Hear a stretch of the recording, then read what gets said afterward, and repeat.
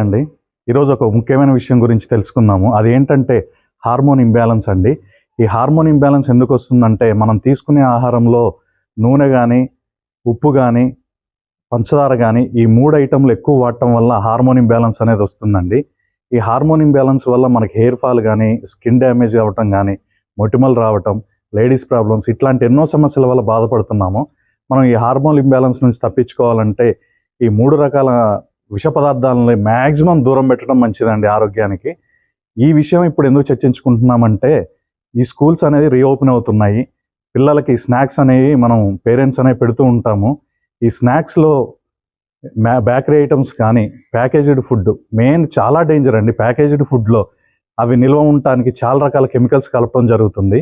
మనం ఈ packaged food గానీ, బేకరీ ఐటమ్స్ గానీ ఎక్కువ నూనెలో వేయించటము, మరి ఎక్కువ ఉప్పు జల్లటము, లేదా ఎక్కువ స్వీట్ కలపడం అనేది జరుగుతుంది. ఈ బయట పదార్థాలని దూరంగా ఉంచి, ఇంట్లో చేసిన ఆహార పదార్థాలు మాత్రమే పిల్లలకి పెట్టడం వల్ల, వాళ్ళ ఆరోగ్యాన్ని మనం కాపాడిన వాళ్ళు అవుతాము. వాళ్ళ ఆరోగ్యాన్ని మెరుగుపరుచుకుంటూ, వాళ్ళ ఎదుగుదలకు కూడా శక్తివంతమైన ఆహారం ఇచ్చిన వాళ్ళు అవుతాము. మనం వంటింటి ఆహారమే ప్రిఫరెన్స్ ఇద్దామండి. ఈ విషయాన్ని తల్లిదండ్రులు ఫాలో అవుతారని తెలియజేసుకుంటున్నాను.